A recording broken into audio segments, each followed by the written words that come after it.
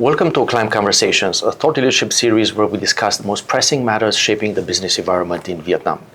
In just over a decade, Vietnam has gone from a low-cost producer to a diversified industrial powerhouse, attracting global giants like Samsung, Nike, Nvidia, while quietly becoming the go-to alternative for many international businesses looking to move beyond China.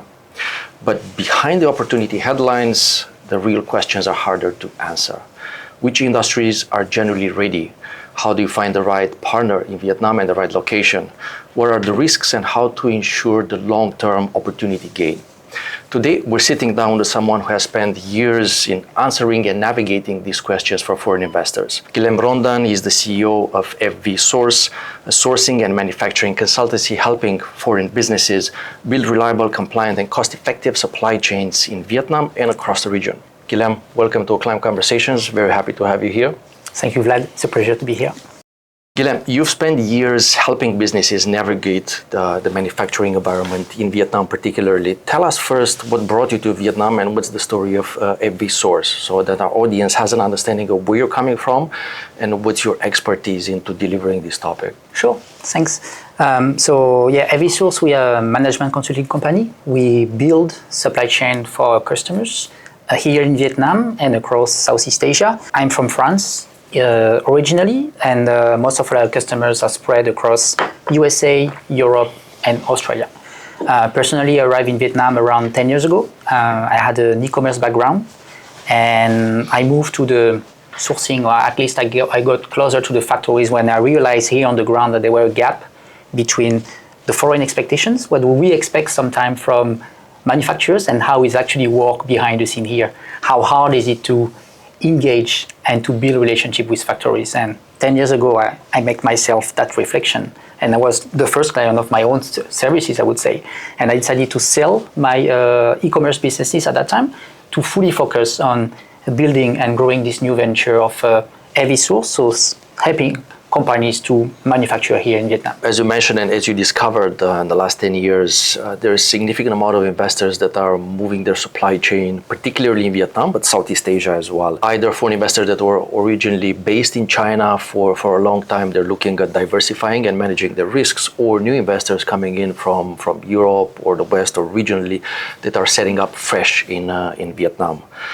When you look at the region as a whole, how does Vietnam actually create a point of difference when you look at Southeast Asia and the opportunities that exist here based on your experience? Mm-hmm. That's a great question. Right now, we see Vietnam as the center of those dynamics of China plus one. You have a direct access to China, so meaning when you need to import raw materials, this is things that can be done very fast. You have a stable government and politics as well, with a government that is very pro FDI, so supporting new entrants to set up production facilities here. Over the last 10 years, I've seen a growth such FDI to get more and more value chain in country. So just as an example, for example, Vietnam doesn't grow cotton, but more and more you see fabric mill factories that can provide the fabrics to garment factories that are also here. So there have been this huge shift from either regional investors here, looking at China probably 20, 30 years ago, now looking to this diversification, getting resilience to the supply chain. And Vietnam, among other markets, are promising destination for this shift. And particularly some of the key industries like textiles that Vietnam is building on, they're all dependent and they relate significantly on geography. As you know, Vietnam has a very diverse geography, particularly from a business and from an industrial development perspective. You have the north, you have Da Nang and the central region, and then you have the south. What's your experience with how geography impacts the nature of expanding a manufacturing facility and a production center in Vietnam, and how should investors navigate this very broad geography space?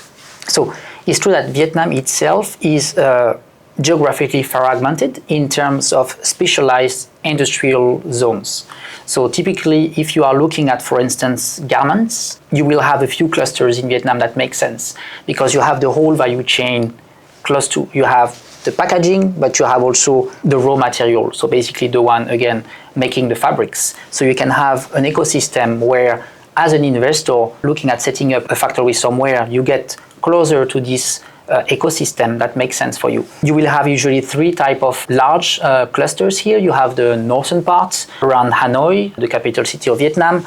The more you go north, you are closer to China. So again, it gets you access directly to the raw material that are very important for Vietnam as well.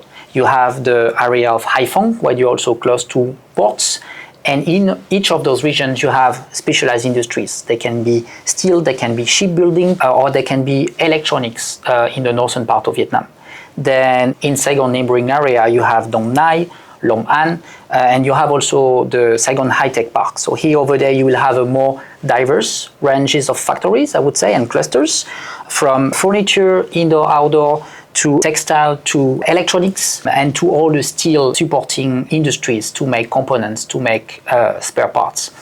And now you have the new rising cluster in the central part of Vietnam, in Da Nang and surrounding areas, that used not to be under so much radar, but recently there have been a lot of move also from FDI over there, just because this is an area where you have access to a huge pool of labor, and the average salary range over there is usually lower than in clusters like Ho Chi Minh City and Hanoi. So for FDI, it's also interesting to look at this location because you don't compete with other giants, and you are in some areas that are also very close to a port, deep sea port in Da Nang. So it makes the whole project of setting up a factory interesting from a long-term perspective. That's right, and particularly deep sea ports become now more important for international investors, offering the access and offering the speed and the reliability of exporting. 80% of Vietnam's economy and GDP is exports, and that becomes really important for investors to have access to those deep sea ports. Yeah, so deep sea ports and all the infrastructure around. You could take a shortcut and consider I'm going to just be around Ho Chi Minh City because this is a commercial hub, but sometimes you can look outside of the box. And again, for a company that is looking at 10, 15 years, where are the new growing industrial zones, where are the new growing developments? And since there is the merge of the provinces in Vietnam, there are some areas that are attracting again and getting more momentum because of the framework and the initiatives from local authorities to also promote more their industrial zones. So it attracts new players and new investors in all regions. You mentioned something interesting, and a lot of the time foreign investors, they're looking at the current status of what exists in the market as of today, as of now, from an industrial zone or location perspective. And it's really hard to get those insights that can become extremely important 10 or 15 years down the line. New developments or new areas that they should look at. From that perspective, as you know, there are in Vietnam close to 400 or maybe more different unique industrial zones, clusters, parks, and facilities that are open for foreign investors to set up their locations in. And that excludes the new developments that are happening, the new areas that the government, the authorities are investing in and developing for foreign investors. And it's not easy to get that information. How would you advise foreign investors to go through this myriad of industrial zones and locations and be able to take the right decision into how to vet the location, how to identify which one is the right for them when you consider hundreds and hundreds of options? That's a very good question, Vlad. So usually when we start for topics like that, we look at how specialized are some industrial zones. You will not set up a factory that has a surrounding area of garments factories if you are doing steel. You want to have the whole value chain. You want to have trained staff that have a certain relevancy with your own product categories. Beyond that, you have a lot of labor shortages in Vietnam as well. So you look at industrial zones that are close to a pool of people that you can hire and that you can retain within your own company. After that, you have all the ecosystem of the packaging, the surface treatment, and all the subcontractors that you may need for your own activity. So looking at that aspect, then you will have probably among the 400 zones, a few shortlisted locations that would make sense for your own product categories. And because Vietnam is moving more and more to sustainability, they are also enforcing and pushing industrial zones to get their own waste treatment, water treatment systems as well. So you will need to also look at that and at a long-term perspective into which zones make sense for me. And then, of course, you will set up your factory over there so you know that you have the right foundations.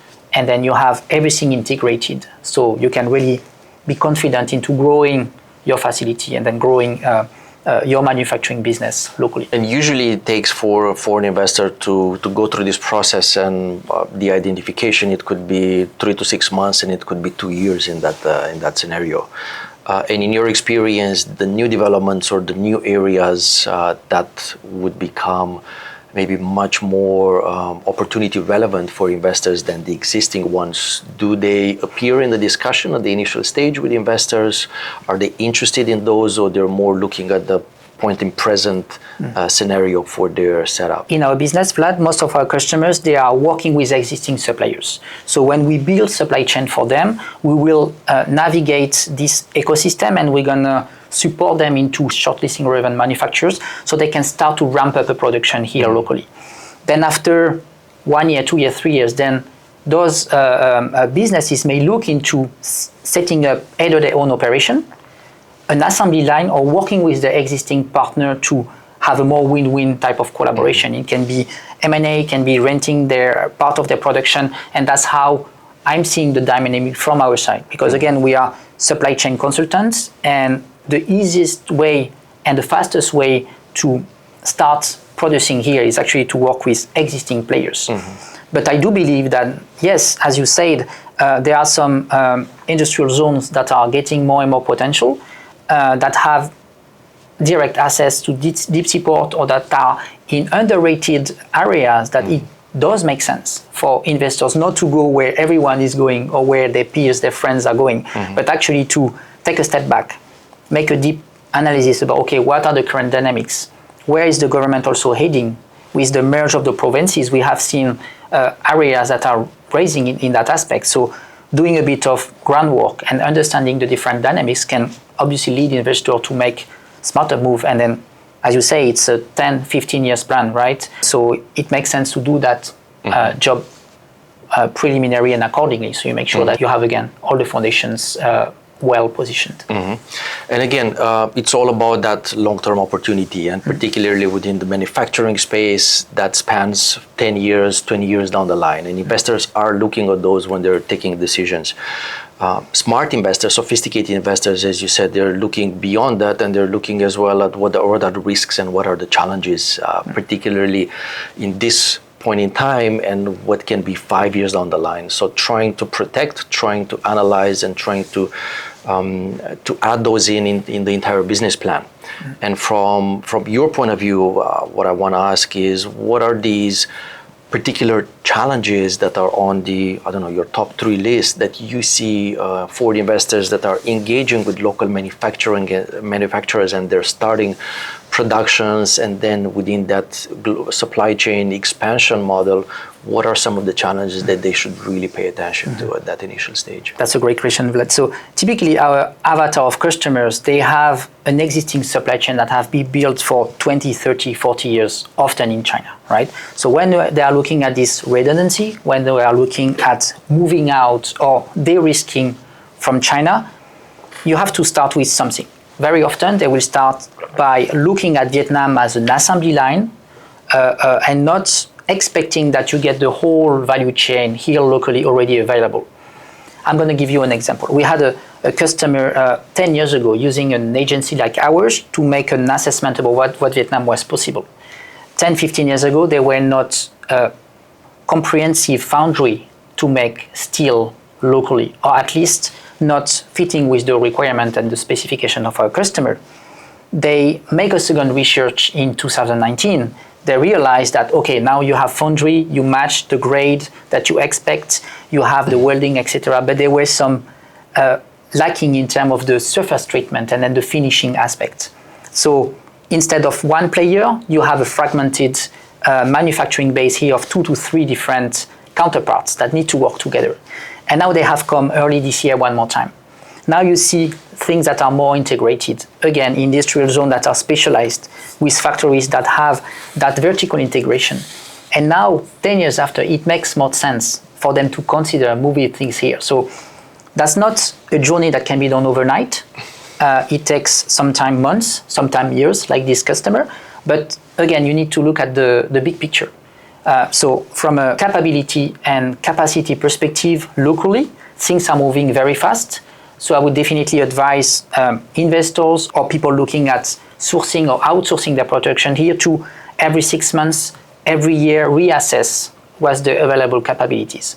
So that's something I would say more from an outsider perspective to what Vietnam can do at a certain time. Mm-hmm.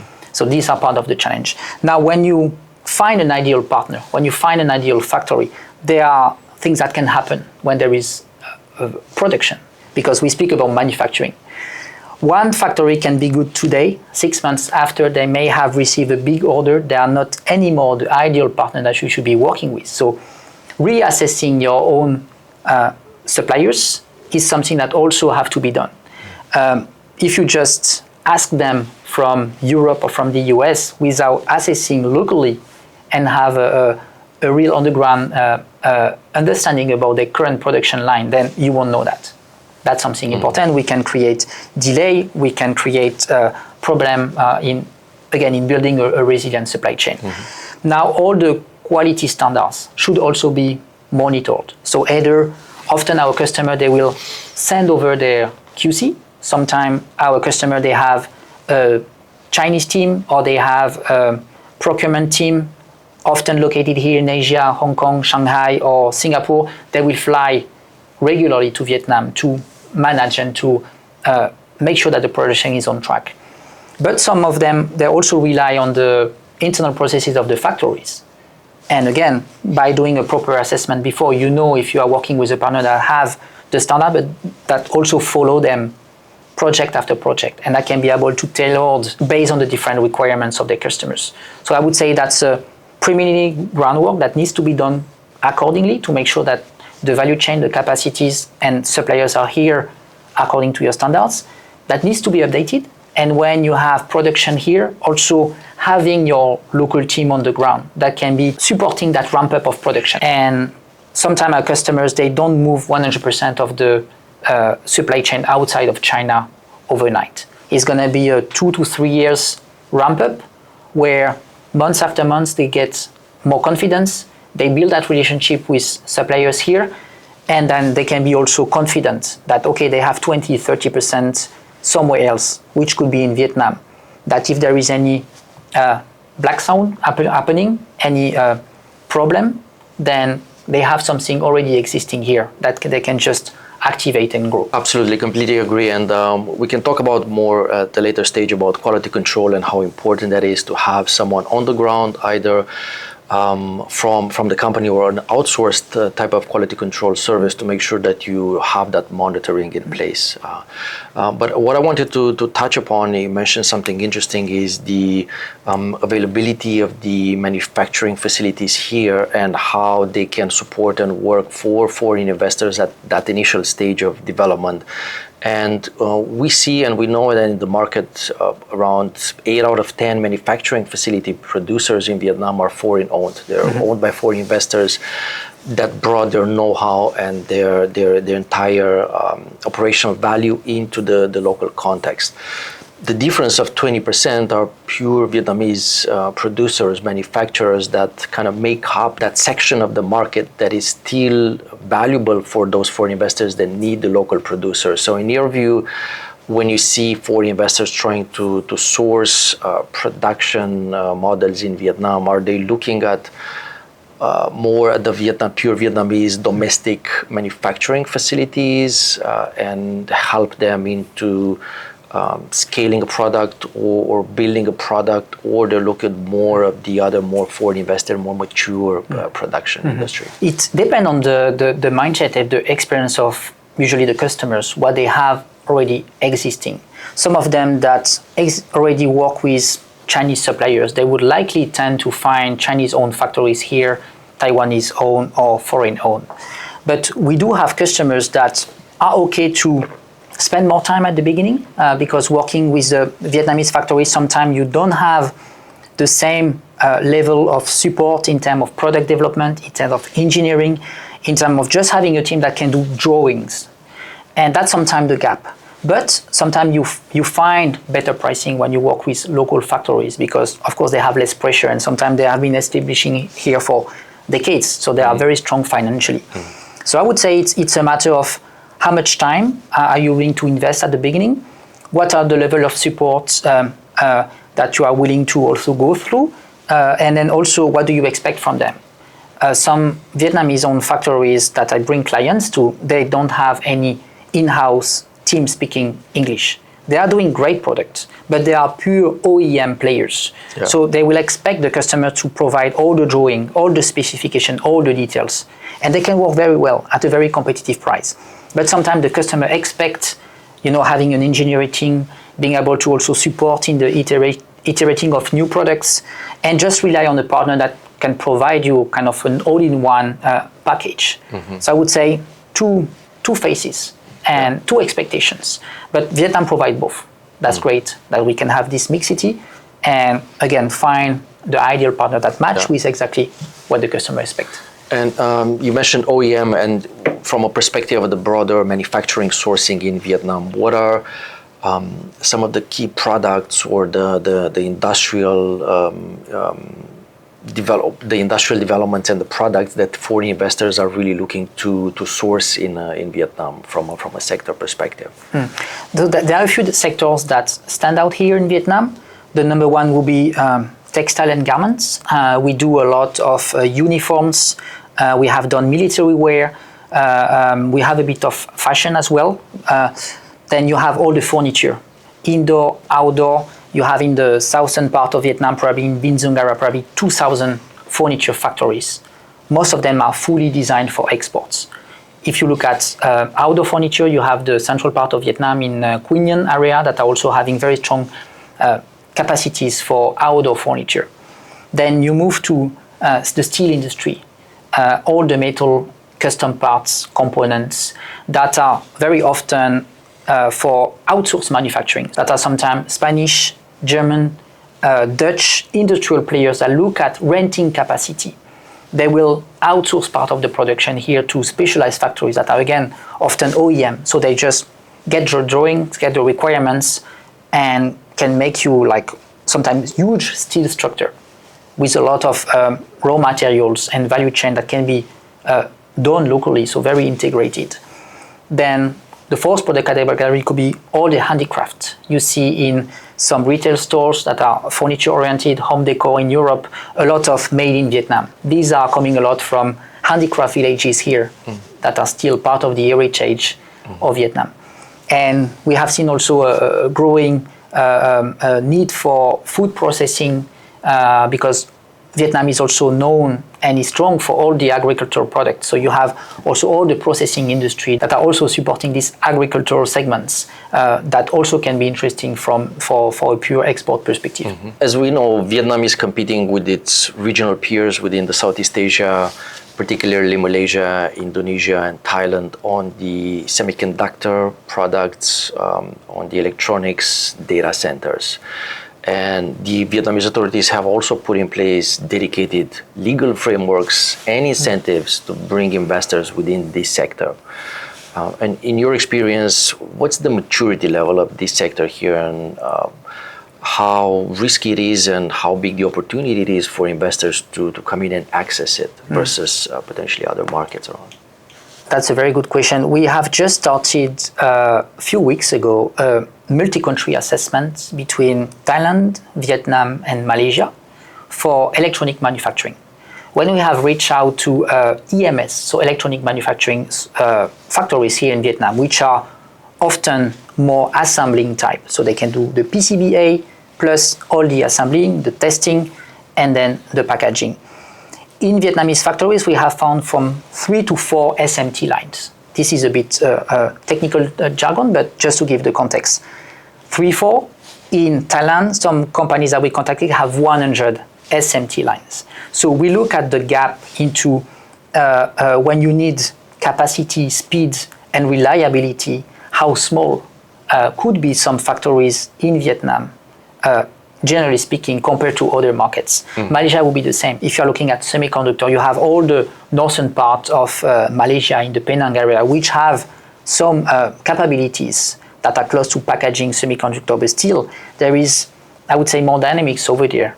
So I would say for this latest project, Thailand could make sense for all the automation, motors, Malaysia for all the semiconductor aspects, and then Vietnam could be considered as an assembly line. Yeah. So still makes sense for the whole project, but with limited capabilities. So summarizing about the different players in the region, we see a lot of dynamics with Indonesia as well, but those countries, it could be harder to start with.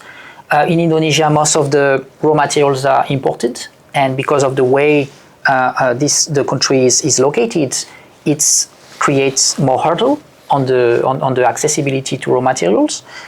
But I would say Malaysia, Thailand, and Vietnam, these are together the three markets that we see a lot of dynamics in this China plus one market compared to the other one. You can have advantages in the cost of labor, but on the other side, better integrated capabilities and factories that are also sometimes ODM, so they have their own brands that you can buy. They have their own presence overseas, which Vietnam, right now, we don't see a lot of Vietnamese brands overseas that are present and that are strong.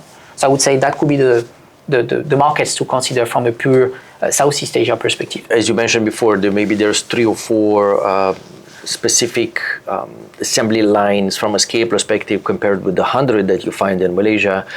That early stage in Vietnam may mean that 3 to 5 years down the line, there's going to be 200. Vietnam, as you know, it's moving very fast. And what we see, particularly from the authorities' perspective of investing into the labor skill set development side within the broader high-tech industrial output, gives me that confidence that Vietnam may not be a significant player now and may not be able to compete with Malaysia and Thailand from a pure production facility, maybe assembly, yes.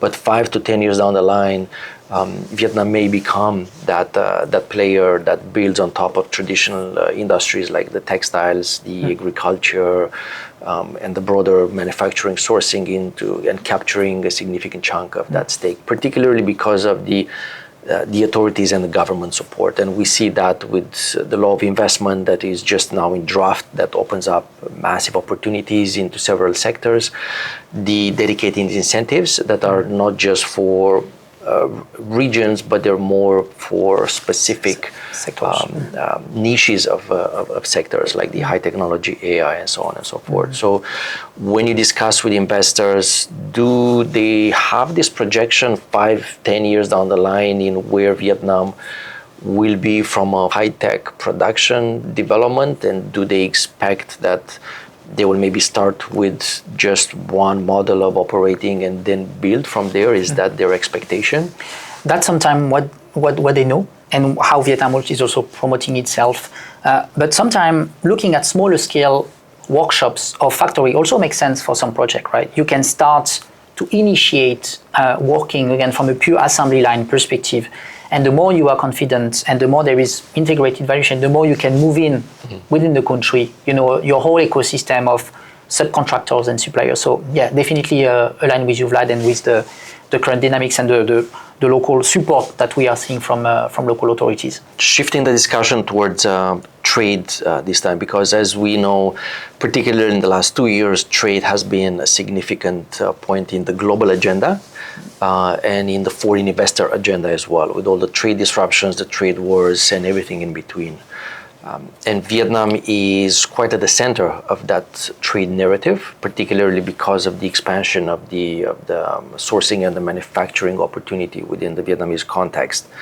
What becomes more important in the Vietnamese context is the product origin and how that reflects international agreements and how buyers across the world look at products that are developed in Vietnam, that are assembled in Vietnam, that are sourced from Vietnam.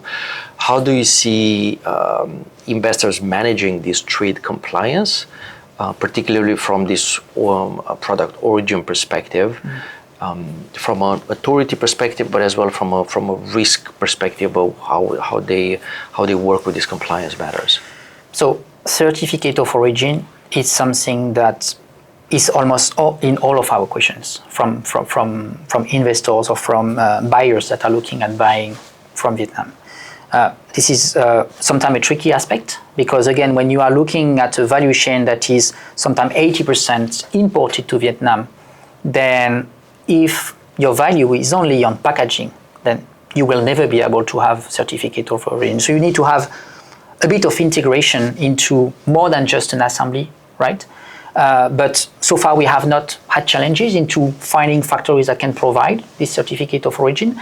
And it's also aligned with all the directives that are coming often from Europe, with all the EUDR, CS, DDD, that also encourage more and more transparency. So I think now, in the next 3 years, we will see more and more transparency from tier 2, tier 3, until the raw material, where is it coming from, to have a whole value chain that is transparent. Mm-hmm. And again, that certificate of origin will not anymore just be a paper and have to really be totally integrated and to provide, again, to people that are buying such goods a full understanding about, okay, where that components, where this is actually coming from for my product. So I think it's good. It brings transparency, it brings a better for the future, but sometimes with what's available locally, you still need to balance those requirements, those specifications with what's actually right now available, and can you actually make it?